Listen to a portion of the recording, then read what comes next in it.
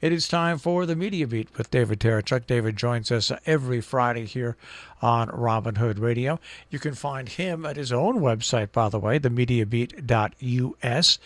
He is also a PBS television correspondent reporting on ethics and belief, and we wish him a Happy New Year. Good morning and Happy New Year, David. Happy New Year to you, too, from the media capital of the world, New York City, where the ball drops on midnight, December 31st, for January 1st beginning. And maybe you saw it last night, maybe you didn't. There weren't many people there physically in Times Square, and it was some rather pale effort, I think, to drum up enthusiastic feeling in the absence of a big crowd. The television coverage wasn't quite enough to do that for me. I don't know if it worked for many other people. Well, what's interesting is for years and years and years and years, I've been getting up at midnight, calling my sons, my daughters, and family members. And I wasn't going to do that this year, but I did it all in advance. But it's almost like it's been ingrained in my body on January 1st, 11:59. This is no lie. I woke up out of a sound sleep. I looked at my clock. It said 11:59, so I put on CNN to watch the ball drop.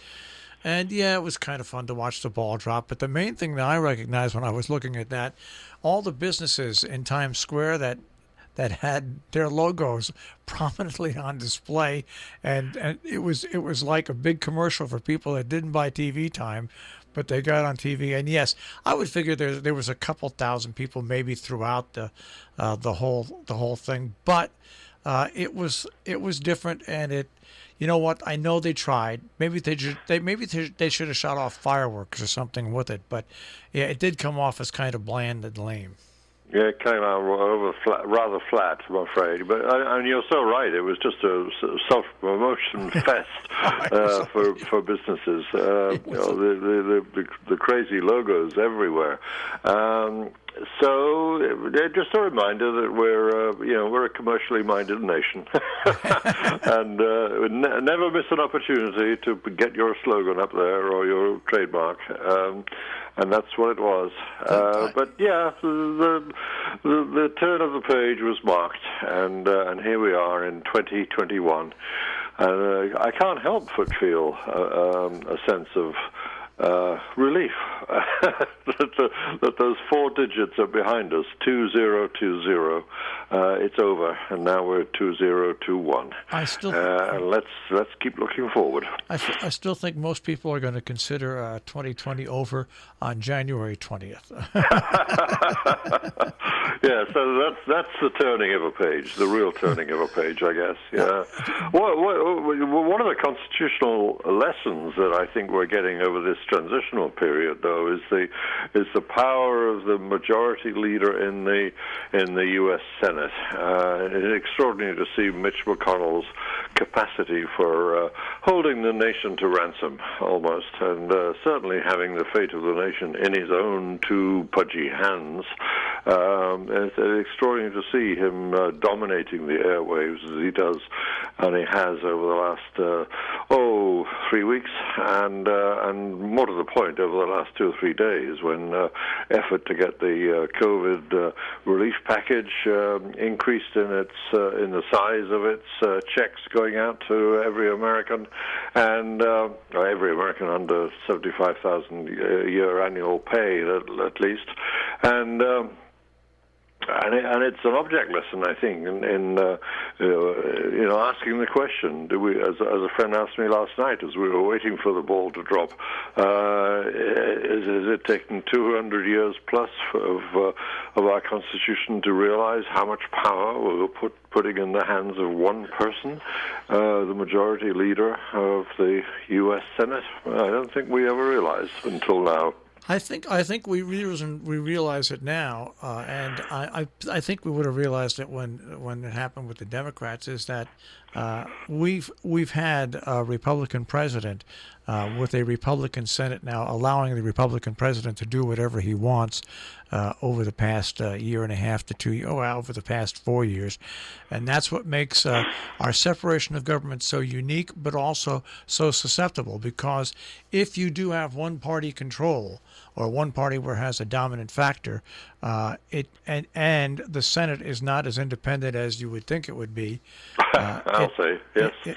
It leads to exactly what we see now. But before we get back to the mess in Washington, let's leave that aside for a second, because we are in a brand new era with the UK and the EU, and Brexit finally has come to an end. Yes, another page turned rather decisively. People went to bed last night in the UK and woke up in a different nation. That's the claim, and constitutionally, it's the factual truth. Whether people will feel any different, of course, is an entirely different matter, and whether it makes any difference to their daily lives, we will just have to wait and see, I guess. But the indications are that this deal that was finally patched together in, just hours, well, that's a little exaggeration, a day or so before the final deadline, before they had to get it fixed, the divorce agreement, as it were, for the EU on the one side and the United Kingdom government on the other, it says that we're finally apart for sure, and we have an agreement about how to live apart, what kind of a relationship we should have. But the interesting thing about it is that it doesn't really cover that much in terms of the British economy. It takes care of a good many matters of direct trade, certainly in terms of goods passing across the channel, what the English insist on calling the English Channel, the channel between Europe and the UK. But so much of the economic interaction between our offshore island and the mainland of continental Europe is not goods passing back and forth at all. Nothing so simple and as physical. It's services rather than goods, and they're not really covered in this agreement at all. So something like 80% of the economy is not actually subject to this agreement. So I think that's when we will start to see massive changes and some surprises, not very welcome surprises for the UK side of it. One of the things that's become very clear is that the UK, in its traditional role as a finance industries centre, London in particular, is much diminished by this. If you want a foothold in Europe and you're an international company, London is going to be nowhere near as attractive as it traditionally has been, and no wonder big companies are now setting up their European headquarters in places like Frankfurt in Germany and of course Dublin in Ireland, which really a discomforting quirk for many people. A physical island of Ireland is, with its border across it, is now split in two again, and the south of the Republic of Ireland remains in Europe, and the north goes to, as it has done since 1921, and a strange bit of map drawing, a line across the map was drawn in 1921, and we're back with that Irish border being a feature of our national and international. It's a strange thing to say that you are crossing an international line when you travel from the south of Ireland to the north, and all sorts of difficult resonances hang on that, as we've discussed many times in this slot. Now, what's interesting to me is now people from the UK that have traveled under the Channel, they're going to have to, and also probably if they go to Northern Ireland, they're going to need their passports, right?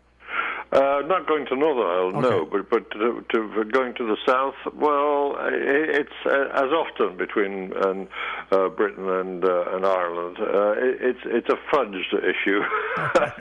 Technically, yes, but there is a passport, a kind of a passport agreement, and it always has been, even before going into Europe, that going back and forth between UK and Ireland, it doesn't technically need your passport. But I think in the present climate, it would probably be wise to keep your passport. I mean, there are all sorts of travel restrictions because of COVID, of course, and I think border checks might become a feature of life.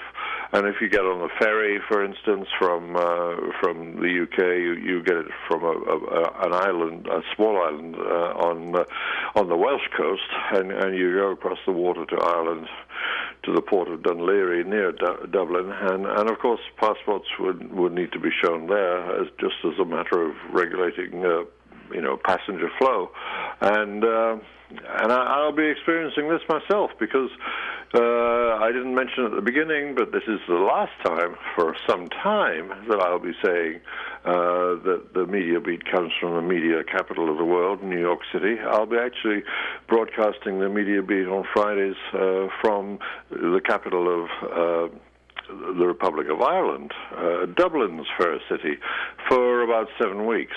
So I'll be able to report in more detail about how this passport business goes and how the border business goes, and I'll fill you in a lot more fully than I can from New York. So climate doesn't really designate where you want to go for 7 years, 7 weeks, right? No, everyone who knows Ireland, even those who love Ireland, say, do you really want to be in Dublin in January and February? Well, I love Ireland and every bit of it, every single one of its quirky weather attributes, and I'll be enjoying every minute of it, whatever the weather. All right, so now let's come back to the subject at hand, and that is the United States and the President of the United States, the President-elect of the United States. Once again, we'll get back to Mitch McConnell, where he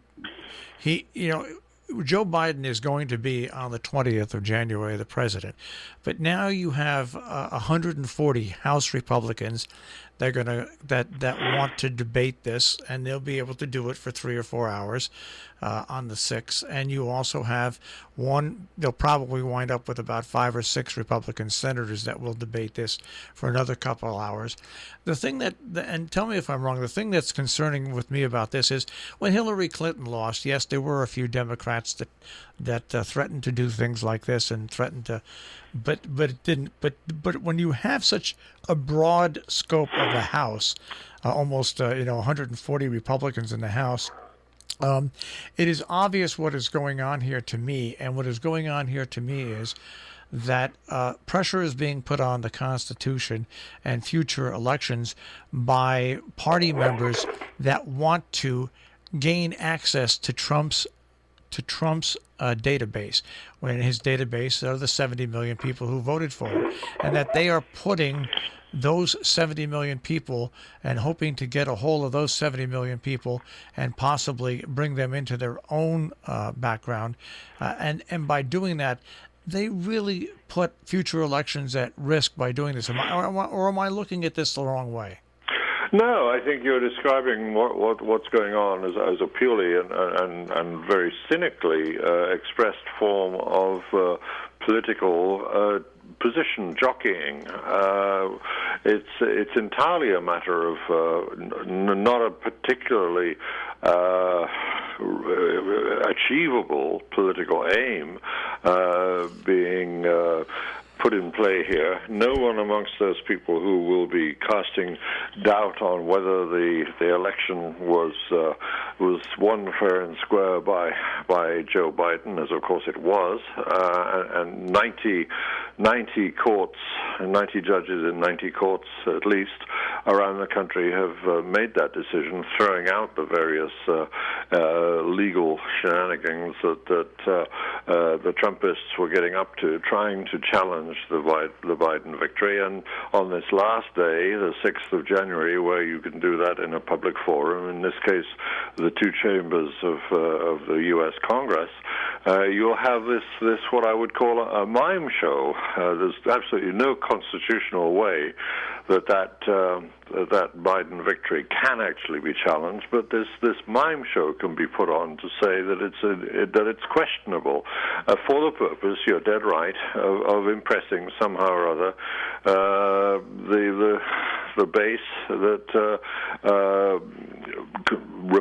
ambitious Republicans of the next generation are hoping to inherit from Donald Trump. Now, they won't succeed in doing what they say they want to do, but they will possibly succeed in of these people who are going to follow the Trump legacy, if that's what we should really be calling it, and try and protect it through the next 4 years.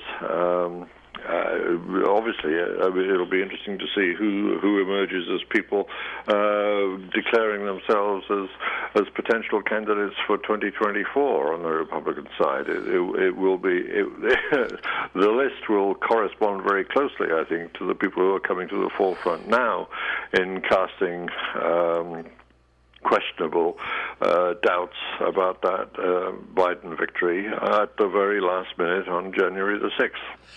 Yeah, and again, it shows, of course, 140 plus people in the House is substantial. There won't be very many in the Senate, but the point is that in the Senate you don't need very many people. Just 1, 2, 3, 4, or 5 people is enough to put a massive great wrench in the works. And we're back to this question of what extraordinary power. If only a sort of blocking power that the U.S. Senate holds, that we will have to live with in the next 4 years. Much might be decided in the day before, of course. In the runoff election in Georgia, we may get a Senate which changes hands. But if it doesn't change hands, and Mitch McConnell still is the Senate Majority Leader, then we can see these blocking tactics continuing against the Biden administration for the next 4 years. My question to the moderate Republicans that remain in the Senate and the moderate Republicans that remain in the House, what are they going to do? Are they going to, because it's obviously this party, the Republican Party, is going to become the Trump Party. There's just no doubt about it. It's not a Republican Party anymore. It's the Trump Party. And when Donald Trump gets out of office, he's going to have a lot of legal things he's going to have to get through and minefields that he has to get through in the next 4 years if he wants to try to run for president again. But if he wants to become titular head of a political movement, it's built in with those 140 members and those 10 or 12 Senate members. What are the moderate Republicans going to do? Are they going to do what Steve Schmidt did, which is become a Democrat, or are they going to try to go out and form another wing of their party? I think these are all questions that nobody's asking, but I think they're questions that have to be asked because there's no room for a moderate Republican anymore in the Republican Party. Traditionally, of course, this is a day when we make predictions for the next 365 days at least. And of course, like many a journalist, I'm very leery of doing that. A friend of mine was telling me yesterday that he'd seen a CNN commentator being asked to do the usual prognostication that we do, who answered by saying, well, I'm not going to predict anything. My New Year's resolution is not to predict anything longer than 3 hours ahead. So I'm not going to make predictions either, but one of the interesting predictions that came out of someone who I think has got a track record for reading the American political scene pretty well, and that's Andrew Yang, if you remember that name, from among the presidential hopefuls on the Democratic side, a man who brought an extraordinary sort of breath of fresh air to the political process, another non-professional politician, who made his name in the and a fortune, of course, in the digital world, but brought a whole new way of looking at things, which was quite refreshing, I thought, in many ways. One prediction that he has made for this coming year, and it's he would only make this kind of prediction if he was extremely confident of his judgment, which of course he is, and he's totally data-driven, as he would often say, making almost a joke about his own Asian ethnicity and his association with math in particular, and with the power of data. But he said with a lot of confidence that he and his team together were saying that one inevitability of the current political scene is that we will have a third party created. I have my doubts, frankly, but I am interested in exactly the mechanisms that you were you were just laying out, and the dilemma that the current situation does present to people who still think of themselves as Republicans, and whether Trump is the leader or not, there is now a schismatic faction, which for whatever better name we can for the moment at least call Trumpists or Trumpians, and that is a new force. New. I mean, it's been with us a long time, but in its present form, of course, it's only existed for the last 4 or 5 years, and now it is definitely got its separate form of certainly its schismatic form of separatism about it, and it may well end up as being another choice in itself, or with what you call the moderate Republicans. It means something rather different now from what that would mean pre-Trump. But they might have the confidence to create a new body in the overall body politic too. You never know. Well, and folks that are listening, what we're talking about, what I'm talking about here, and what we're discussing, I'm not saying anybody's right or wrong. I'm just saying that there's a lot of people I know, okay, locally, and I try to transfer this nationally.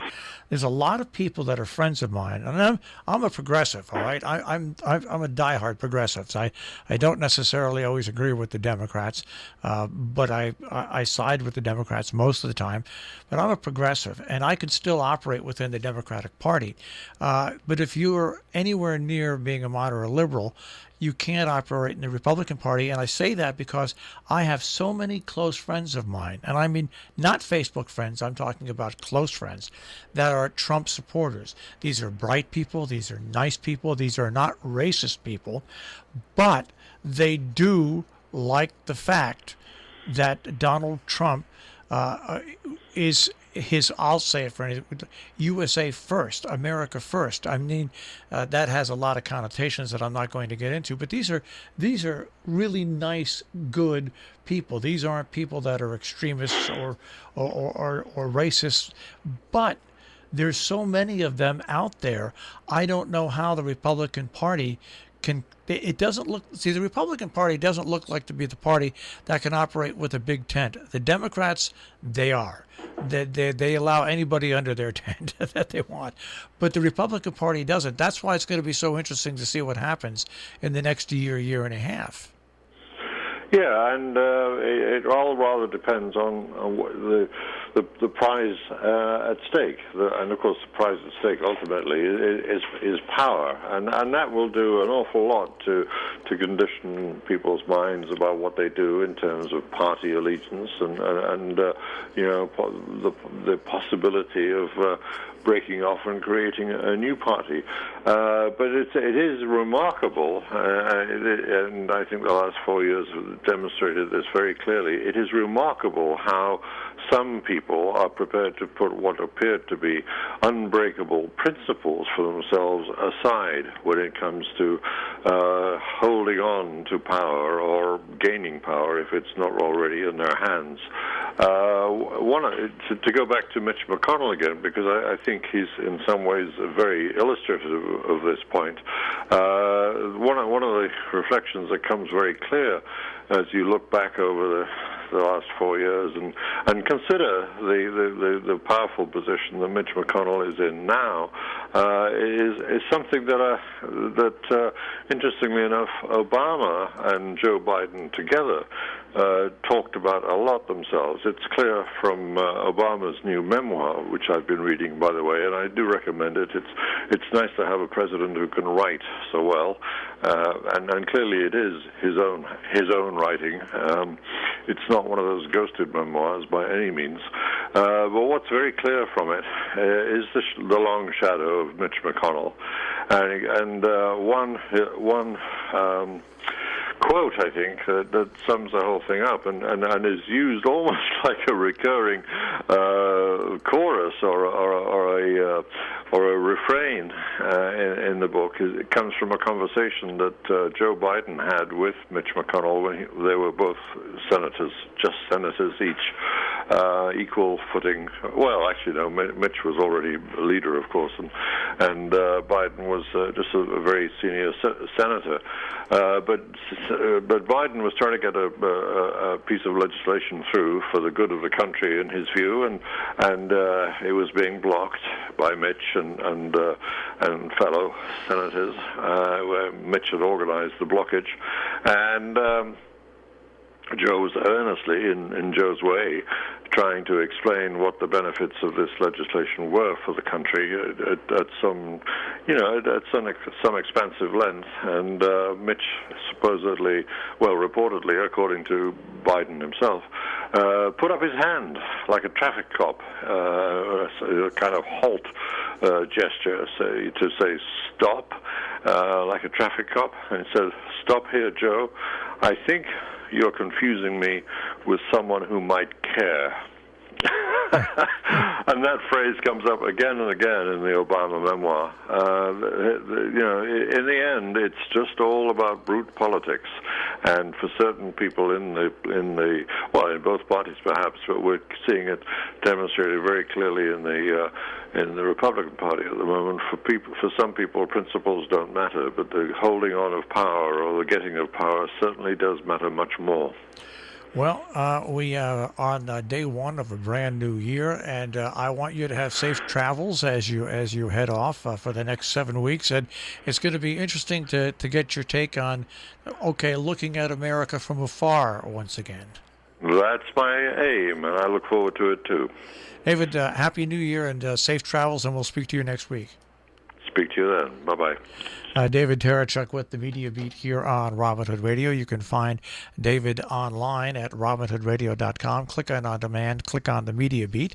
You can also find him at his website, which is themediabeat.us.